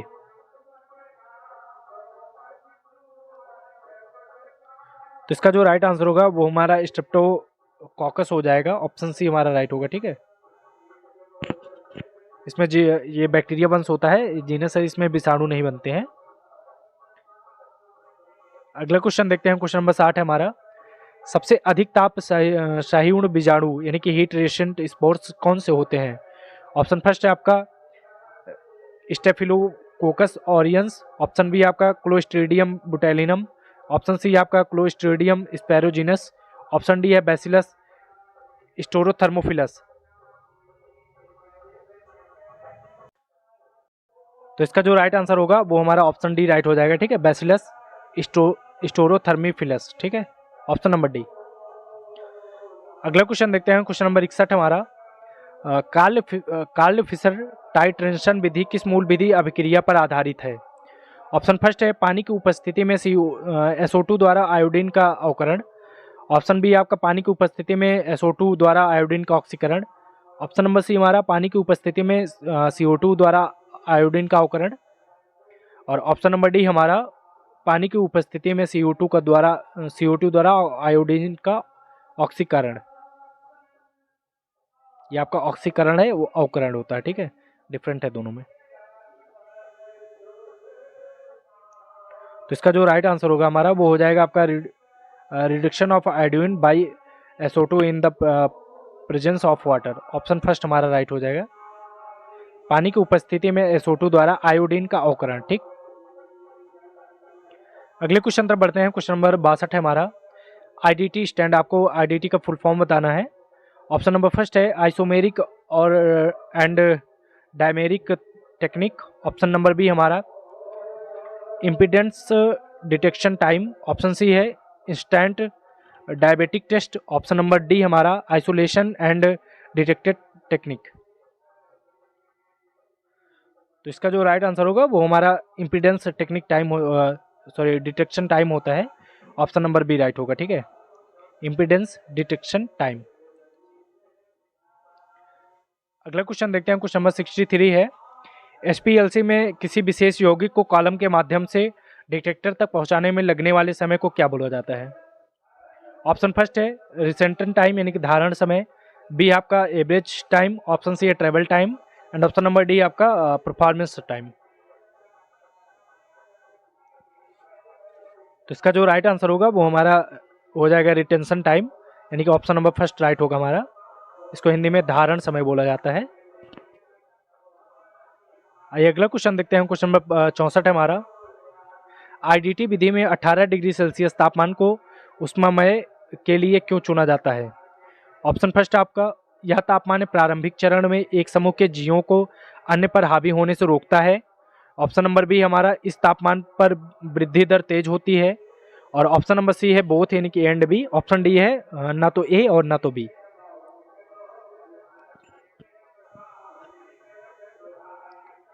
तो 64 का जो हमारा राइट आंसर हो जाएगा वो हमारा होगा यह तापमान प्रारंभिक चरण में एक समूह के जीवों को अन्य पर हावी होने से रोकता है। ठीक है, ऑप्शन फर्स्ट हमारा राइट हो जाएगा। अगले क्वेश्चन तरफ बढ़ते हैं। क्वेश्चन नंबर 65 हमारा, वसा अम्लों की वह मात्रा जो पानी में अघुलनशील होती है उसे क्या कहा जाता है। ऑप्शन फर्स्ट आपका एसिटिल मान। ऑप्शन बी है हेनर मान। ऑप्शन नंबर डी है क्वेस्टर फर स्टॉफर संख्या। ऑप्शन नंबर डी आपका किर्सनर मान। तो इसका जो राइट आंसर होगा वो हमारा हो जाएगा हेनर मान। ठीक है, Hehner value, Hehner value. Option number B हमारा राइट होगा। अगले क्वेश्चन तरफ बढ़ते हैं। क्वेश्चन नंबर 66 है, नेल्सन समयोगी विधि का उपयोग किसके मापन के लिए किया जाता है। ऑप्शन फर्स्ट है शुगर के लिए। बी है आपका एफ्लाटॉक्सिन के लिए। सी है vitamin C and option D आपका ट्रिप्टोफैन के लिए।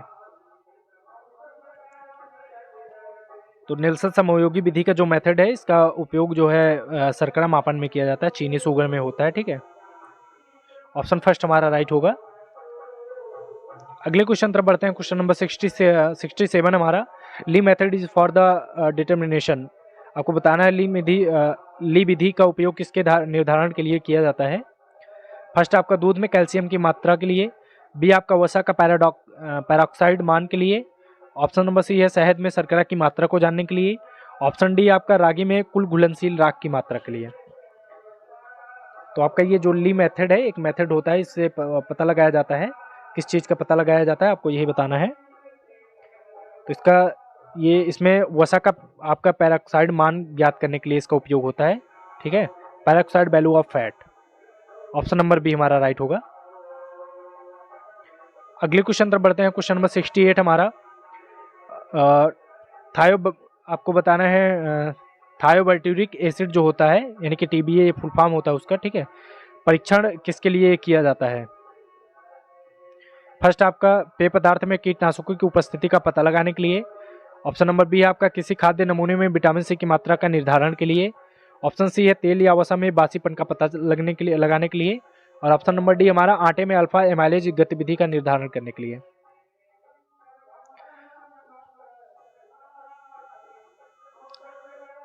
तो इसका जो राइट आंसर होगा वो हमारा हो जाएगा the detection of rancidity in oil और फैट। तेल या वसा में बासीपन का ये पता लगाने के लिए किया जाता है, ठीक है। टीबीए विधि होती है, और टीबीए का जो फुल फॉर्म होता है ये होता है आपका थर्मोबार्बिट्यूरिक एसिड, ठीक है। इसको भी आप लोग को याद रखना है, टीबीए का फुल फॉर्म होता है। अगले क्वेश्चन तरफ बढ़ते हैं। क्वेश्चन नंबर 69 हमारा, पैराऑक्साइड मान किसका मापन करता है?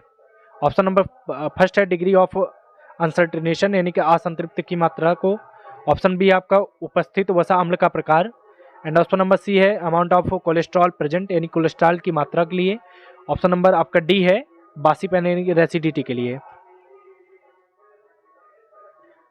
तो जो आपका पैराऑक्साइड वैल्यू होती है वो आपका बासीपन यानी कि रेसिडिटी के लिए होता है, इसके पता करने के लिए होता है। ऑप्शन नंबर डी हमारा राइट होगा, ठीक है, ऑप्शन नंबर डी। अगले क्वेश्चन को देखते हैं। क्वेश्चन नंबर 70 हमारा मानव शरीर में विटामिन ए संचित कहाँ होता है, आपको बताना है। ऑप्शन फर्स्ट है लीवर में। ऑप्शन बी आपका आमाशय यानी कि पेट में, स्टोमच में। ऑप्शन सी है आपका प्लीन यानी कि तिल्ली में। ऑप्शन नंबर डी आपका उदर में। तो इसका जो राइट आंसर होगा लीवर हो जाएगा, ऑप्शन फर्स्ट हमारा राइट होगा। जो विटामिन ए होता है वो लीवर में आपके ये स्टोर होता है, ऑप्शन फर्स्ट हमारा राइट होगा। अगला क्वेश्चन देखते हैं। क्वेश्चन नंबर 72 है हमारा, पैराऑक्साइड मान उन पदार्थों की सांद्रता को मापता है जो ऑक्सीकरण करते हैं। ऑप्शन नंबर फर्स्ट है फेरस आयन को फेरिक आयरन में बदलना। बी आपका क्यूप्रस ऑक्साइड को क्यूप्रिक ऑक्साइड में बदलना। सी आपका पोटेशियम आयोडाइड को आयोडीन में चेंज करना। एंड ऑप्शन डी हमारा उपयुक्त सभी। तो जो पैराऑक्साइड वैल्यू होती है वो हमारा पोटेशियम आयोडीन को पोटेशियम आयोडाइड को आयोडीन में चेंज करना होता है, ठीक है। Potassium iodide to iodine. Option number C हमारा करेक्ट होगा। अगला क्वेश्चन देखते हैं। क्वेश्चन नंबर 72 है हमारा, निम्नलिखित में से कौन से कथन सही आपको बताने हैं। ऑप्शन फर्स्ट है high peroxide value usually means poor flavour resting यानी कि उच्च पैराऑक्साइड मान आमतौर पर खराब स्वाद को दर्शाता है। बी आपका कम पैराऑक्साइड मान हमेशा अच्छे स्वाद को संकेत करता है। ऑप्शन नंबर सी आपका पैराऑक्साइड वैल्यू जो होती है वो पहले बढ़ता है और फिर स्थिर हो जाता है। और ऑप्शन डी है उपयुक्त सभी।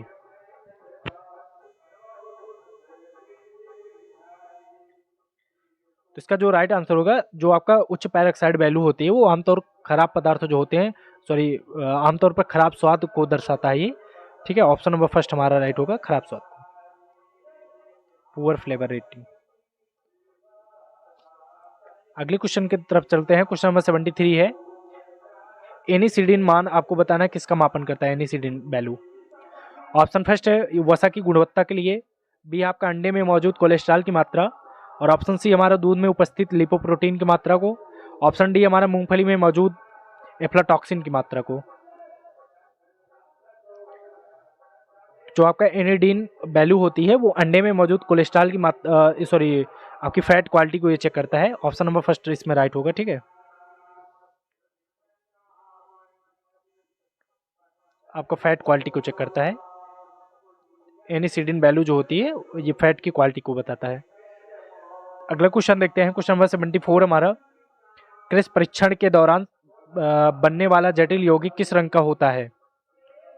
ऑप्शन फर्स्ट ब्लैक, बी है रेड, सी है आपका blue and option D orange. तो ये आपका क्रिस आपका टेस्ट के दौरान जो आपका जटिल यौगिक है ये रेड कलर का हो जाता है, ठीक है, लाल, यानी कि ऑप्शन नंबर बी हमारा राइट होगा। अगला क्वेश्चन देखते हैं फ्रेंड्स। क्वेश्चन नंबर 75 हमारा, रेसिमेट विधि ऑक्सीकरण को किस रूप में व्यक्त करती है। फर्स्ट आपका मिली एम्पेयर को, बी आपका मिली वोल्ट को, सी है मिली ओम को एंड ऑप्शन डी इनमें से कोई नहीं। तो रेसिमेट विधि जो होती है ये आपका इसमें नहीं है, ये भी नहीं, ऑप्शन नंबर डी इसमें राइट हो जाएगा, इनमें से कोई नहीं, ठीक है, नन ऑफ द अबव। अगला क्वेश्चन देखते हैं। क्वेश्चन नंबर 76 है हमारा, बार्फोएट्स अभिकर्मक की संरचना क्या है, आपको बताना है। फर्स्ट है सल्फ्यूरिक एसिड और potassium sulphate. Option number B है हमारा कैल्शियम क्लोराइड और hydrogen chloride. Option number C है सोडियम फास्फेट और phosphoric acid. Option number D हमारा क्यूप्रिक एसिटेट और एसिटिक एसिड।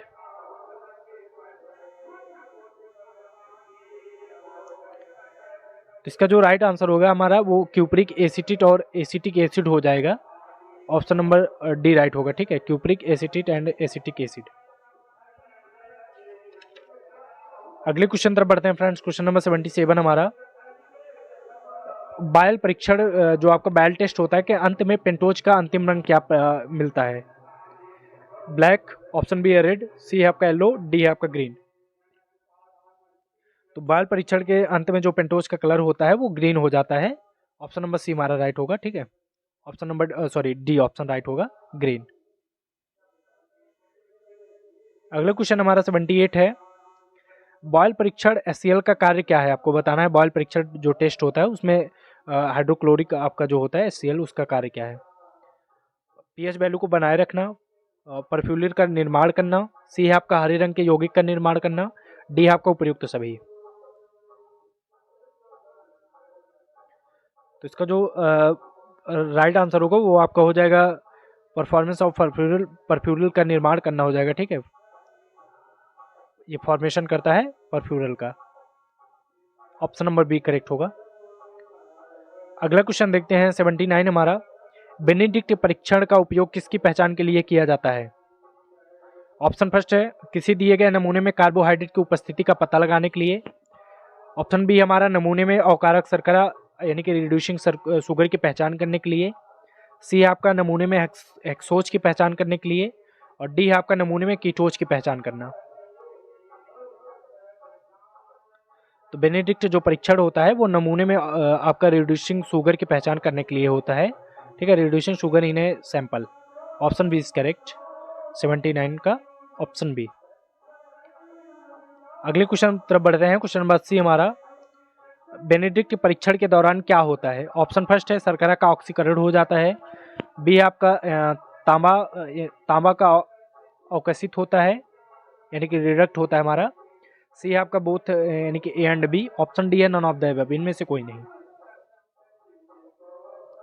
तो इसका जो राइट आंसर होगा हमारा, जो आपका बेनेडिक्ट परीक्षण होता है उसमें जो आपके शुगर होते हैं वो आपके ऑक्सीडेज भी हो जाते हैं, शर्करा का ऑक्सीकरण होता है, आपका तांबा यानी कि सीयू का ये अवकसित भी होती है, ये भी सही है, इसलिए हमारा जो करेक्ट आंसर होगा वो हमारा ऑप्शन नंबर सी करेक्ट हो जाएगा, ठीक है, बोथ ए एंड बी। अगले क्वेश्चन तरफ बढ़ते हैं। क्वेश्चन नंबर 81 हमारा, आयोडीन परीक्षण का उपयोग भोजन में किसकी उपस्थिति का पता लगाने के लिए किया जाता है? ऑप्शन फर्स्ट है फैट का, बी है स्टार्च, ऑप्शन सी आपका रिड्यूसिंग शुगर, और ऑप्शन नंबर डी हमारा ट्राइग्लिसराइड्स। आयोडीन परीक्षण का उपयोग भोजन में किसकी उपस्थिति का पता लगाने के लिए होता है? इसका जो राइट आंसर होगा हमारा स्टार्च हो जाएगा, ठीक है, शर्करा का।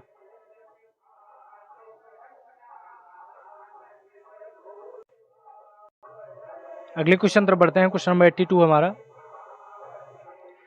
आयोडीन अभिकर्मक स्टार्च के साथ कौन सा रंग देता है? ऑप्शन फर्स्ट है ब्राउन, ऑप्शन बी हमारा रेड, ऑप्शन सी है green, and option number D है आपका ब्लू ब्लैक यानी कि नीला काला, गहरा नीला। तो इसका जो राइट आंसर होगा वो ब्लू ब्लैक हो जाएगा, ठीक है, आपका नीला काला यानी कि गहरा नीला, जो ये गहरा नीला हो जाएगा, ठीक है, ब्लू ब्लैक। आयोडीन जो अभिकर्मक होता है, आयोडीन रेगनेंट, वो स्टार्च के साथ में आपका ब्लू और ब्लैक कलर देता है। अगले क्वेश्चन तरफ बढ़ते हैं। क्वेश्चन नंबर 83 हमारा, सुक्रोज आयोडीन अभिकर्मक के साथ कौन सा रंग प्रदर्शित करता है? आपका जो सुक्रोज अगर आयोडीन अभिकर्मक के साथ में क्रिया करेगा तो कौन सा रंग इससे इससे निकलेगा? फर्स्ट है रेड, ऑप्शन बी आपका पर्पल, सी है आपका blue, and option number D है नन ऑफ द अबव।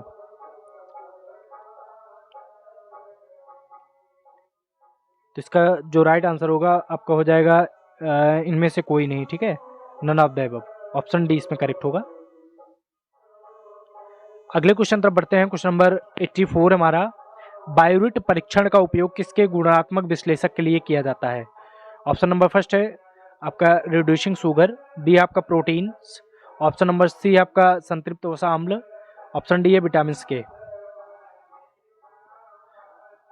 तो बायोरिट परीक्षण जो होता है ये प्रोटीन की क्वालिटी चेक के लिए होता है, ठीक है, प्रोटीन्स की गुणवत्ता विश्लेषण के लिए किया जाता है,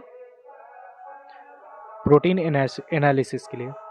अगला क्वेश्चन देखते हैं। क्वेश्चन नंबर 85 है आपका, बायोरिट अभिकर्मक में कौन से धातु आयन मौजूद होते हैं? ऑप्शन फर्स्ट है क्यूप्रेस आयन, ऑप्शन बी आपका cupric ion, option number C है ferric ion, option number D आपका फेरस आयन। तो इसका जो राइट आंसर होगा वो हमारा हो जाएगा cupric ion. Option number B is correct 85 का, क्यूप्रिक आयन। अगला क्वेश्चन देखते हैं, क्वेश्चन नंबर 86 है, प्रोटीन के साथ बायोरिट अभिकर्मक कौन सा रंग उत्पन्न करता है? अगर बायोरिट अभिकर्मक जो है ये प्रोटीन के साथ रिएक्ट करे तो कौन सा कलर देगा? ऑप्शन फर्स्ट है आपको वायलेट कलर, ऑप्शन बी आपका डीप रेड कलर यानी गहरा लाल रंग, ऑप्शन सी है deep green colour, option number D आपका डीप ऑरेंज कलर। तो ये आपका वायलेट कलर देगा अगर प्रोटीन के साथ बायोरिट अभिकर्मक रिएक्ट करेगा, तो ऑप्शन नंबर ए हमारा राइट होगा, बैगनी रंग। अगले क्वेश्चन तरफ बढ़ते हैं, क्वेश्चन नंबर 87 है हमारा, निम्न हाइड्रोजन परीक्षण जो होते हैं वो किसके लिए किया जाता है? ऑप्शन फर्स्ट है केवल अमीनो अम्ल के लिए, बी आपका प्रोटीन्स के लिए केवल, ऑप्शन सी आपका प्रोटीन्स और अमीनो अम्ल दोनों के लिए होता है, ऑप्शन डी है नाइदर, ना तो प्रोटीन और ना ही अमीनो एसिड के लिए, नाइदर प्रोटीन और अमीनो एसिड्स। तो 87 का जो करेक्ट आंसर होगा वो हमारा हो जाएगा बोथ यानी कि proteins and amino acid. Option C is correct 87 का, प्रोटीन और अमीनो अम्ल दोनों के लिए होते हैं ये निम्न हाइड्रोजन परीक्षण। और जो मैं इनमें आपके जो जितने भी टेस्ट लिखवाए हैं इनको आप लोग अच्छे से याद कर लीजिएगा, क्योंकि इन्हीं में से आएगा, आपका पूछा जाएगा। अगले क्वेश्चन तरफ बढ़ते हैं, क्वेश्चन नंबर 88 हमारा, निम्न में से कौन सा वनस्पति प्रोटीन है? आपको बताना है which of following is a plant proteins. Option first है पेप्सिन, बी आपका ट्रिप्सिन, सी आपका यूरीज, ऑप्शन नंबर डी है आपका पेपेन। तो इसका जो राइट आंसर होगा आपका ऑप्शन नंबर डी हो जाएगा, पेपेन। पेपेन जो होता है ये प्लांट्स प्रोटीज होते हैं और ये पपीता में पाया जाता है, ठीक है, पेपेन पपीता में, पपीते की लीफ में, आपका जड़ में, आपके फ्रूट्स में, इन सभी में पेपेन पाया जाता है। अगला क्वेश्चन देखते हैं, क्वेश्चन नंबर 89 हमारा, शाकाहारी आहार में सामान्यतः कमी होती है। जो वेजिटेरियन डाइट्स होती हैं उनमें जनरली किस चीज़ की कमी होती है? ऑप्शन फर्स्ट है आपका संतृप्त वशीय अम्ल की, बी आपका रेशे की, ऑप्शन सी असंतृप्त वशीय अम्ल की, डी आपका विटामिन की। तो शाकाहारी भोजन में जो मोस्टली कमी होती है वो संतृप्त वशीय अम्ल की कमी होती है, ठीक है। ऑप्शन नंबर फर्स्ट हमारा राइट हो जाएगा, steroid fatty acid, steroid fatty acid. Question number 90 हमारा, मेयोनीज बनाने के लिए किस एम्पलीफायर का उपयोग किया जाता है? ऑप्शन फर्स्ट है पेक्टिन का, बी है पेप्सिन का, सी है आपका लैक्टोज, ऑप्शन डी आपका लेसिथिन का। तो मेयोनीज बनाने के लिए आपका लेसिथिन का उपयोग किया जाता है, ये एम्पलीफायर होता है, ठीक है। ऑप्शन नंबर डी हमारा राइट होगा। मेयोनीज ये पीले रंग की चटनी होती है, ठीक है, पीले रंग की चटनी। अगले क्वेश्चन को देखते हैं, क्वेश्चन नंबर 91 हमारा, निम्नलिखित में से किस तत्व रसायन के कारण सूर्यमुखी के तेल में कसैलापन का एहसास होता है? ऑप्शन फर्स्ट है ऑक्सीडेशन, बी आपका कुर्कुमिन, सी आपका एलाइसिन, ऑप्शन नंबर डी कैरोटीन। तो सूर्यमुखी के तेल में जो ऑक्सीडेशन होता है इसी से इसका कसैलापन का एहसास होता है, ठीक है। ऑप्शन नंबर फर्स्ट इसमें राइट हो जाएगा। कुर्कुमिन आपका हल्दी में पीले रंग के लिए ये पाया जाता है, ठीक है। इलायचिंग आपका जो लहसुन की गंध होती है इसी की वजह से होती है इलायचिंग। कैरोटीन से आपका गाजर का नारंगी रंग हो जाता है और फलों सब्जियों का भी नारंगी रंग इससे कैरोटीन की वजह से होता है। आप लोग इसको भी याद रखना है। अगला क्वेश्चन देखते हैं, क्वेश्चन नंबर 92 हमारा, प्रोटीन की इकाई क्या है? What is the basic unit of proteins? Option first है फैटी एसिड, बी आपका citric acid, and option C हमारा amino acid, option number D हमारा ग्लूकोज। तो अमीनो एसिड जो होता है ये प्रोटीन्स की आपका ये बेसिक यूनिट होता है, ठीक है, amino acid. Option C is correct. अगला क्वेश्चन देखते हैं, क्वेश्चन नंबर 93 है, एक कैलोरी कितने जूल के बराबर होती है? आपको बताना है। ऑप्शन फर्स्ट है 2.84 जूल, ऑप्शन नंबर बी हमारा 3.184 जूल, और ऑप्शन नंबर सी हमारा 4.184 जूल, ऑप्शन नंबर डी हमारा 5.185 जूल। तो इसका राइट आंसर होगा 4.184 जूल होता है। ऑप्शन नंबर आपका राइट हो जाएगा ऑप्शन सी, ठीक है। एप्रॉक्स अगर बोला जाए तो 4.2 जूल, ये भी आपको मिल सकता है, तो याद रखिएगा आप लोग। अगला क्वेश्चन देखते हैं, क्वेश्चन नंबर 94 है हमारा, खाद्य पदार्थों को बोतल बंद, डिब्बा बंद और पैकेजिंग करने से किस घटक की उपलब्धता कम हो जाती है? जिससे खाद्य पदार्थ खराब होने से बच जाते हैं? ऑप्शन फर्स्ट है जैविक खाद्य की उपलब्धता, ऑप्शन बी है उपयुक्त तापमान की उपलब्धता, ऑप्शन सी हमारा वायु की उपलब्धता एंड ऑप्शन डी जो है उपयुक्त पीएच की उपलब्धता, अवेलेबिलिटी ऑफ एप्रोप्रिएट पीएच। तो इसका जो राइट आंसर होगा वो हमारा ऑप्शन नंबर सी राइट हो जाएगा, ठीक है, अवेलेबिलिटी ऑफ एयर। अगले क्वेश्चन पर बढ़ते हैं, क्वेश्चन नंबर 95 हमारा, खाद्य पदार्थों में नाइट्रोजन की मात्रा को क्रूड प्रोटीन में बदलने के लिए कौन सा रूपांतरण गुणक प्रयोग किया जाता है? ऑप्शन फर्स्ट है 6.25, ऑप्शन बी है 16.0, ऑप्शन सी है आपका 5.5 और ऑप्शन डी आपका 4.0। तो इसका जो राइट आंसर होगा आपका वो 6.25 हो जाएगा, ऑप्शन नंबर फर्स्ट हमारा करेक्ट हो जाएगा। अगले क्वेश्चन को देखते हैं, क्वेश्चन नंबर 96 हमारा, गंधक यानी कि सल्फर युक्त कौन सा अमीनो अम्ल पाया जाता है? आपको बताना गंधक युक्त कौन सा अमीनो अम्ल होता है। ऑप्शन फर्स्ट है मिथियोनिन, ऑप्शन बी हमारा सिस्टीन, ऑप्शन नंबर सी है स्टाडीन, ऑप्शन डी आपका अर्जिनिन।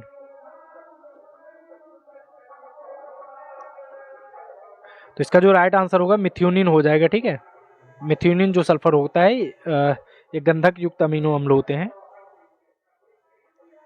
अगला क्वेश्चन देखते हैं, क्वेश्चन नंबर 97 है, बेनेडिक्ट रोट स्पायरोमीटर किसे मापने के लिए उपयोग किया जाता है?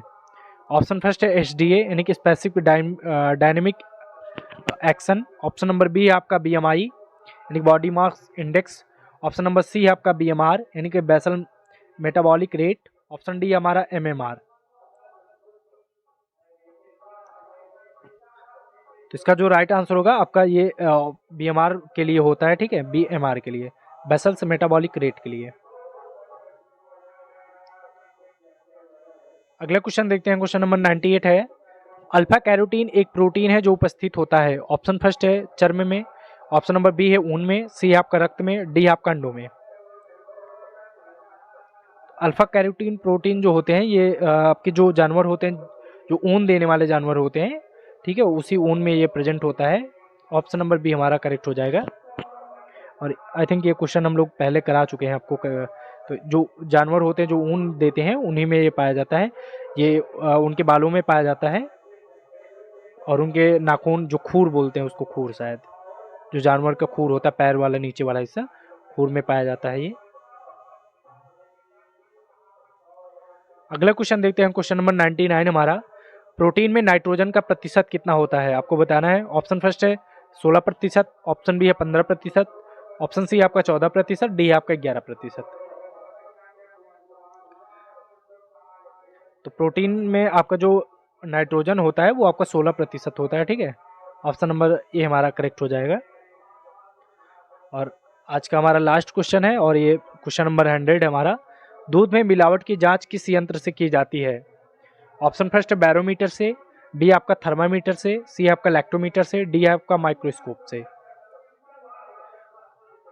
तो जो लैक्टोमीटर होता है इससे हम दूध की शुद्धता को मापा जाता है, उसमें देखा जाता है कि दूध में कितना पानी वगैरह मतलब क्या कितना है, इसी से मापा जाता है लैक्टोमीटर से। तो फ्रेंड्स हम लोग के आज 100 क्वेश्चंस कंप्लीट हो गया और ये हमारी आज दूसरी क्लास थी। आई थिंक आई होप आप लोग को वीडियो अच्छा लगा होगा और वीडियो का कंटेंट जो है स्पेशली आपको पसंद आया होगा, और आप लोग वीडियो को लास्ट तक अगर वॉच किए होंगे तो आप लोग को पता चला होगा कि इसमें क्वेश्चंस का लेवल कितना अच्छा है।